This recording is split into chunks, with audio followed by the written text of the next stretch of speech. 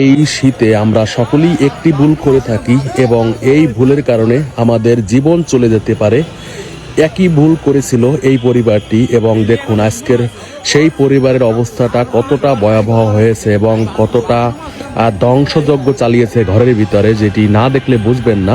গরম পানির জন্য আমরা গিজার ব্যবহার করে থাকি, সেই গিজারই আপনার জীবন কেড়ে নিতে পারে। এই ঘটনাটি ঘটেছে চাঁদপুরের একটি বাসাতে এবং এই পরিবারের 4 জনের মধ্যে 2 জনই গুরুতর আহত হয়ে বর্তমানে চিকিৎসাধীন অবস্থায় রয়েছে এবং সেই পরিবারের যে ভবনটি ছিল সেই ভবনটির অবস্থা কতটা ভয়াবহ এবং কতটা ধ্বংসযজ্ঞ চালিয়েছে ভিতরের চিত্র দেখলেই আপনি হয়তো বুঝতে পারতেছেন।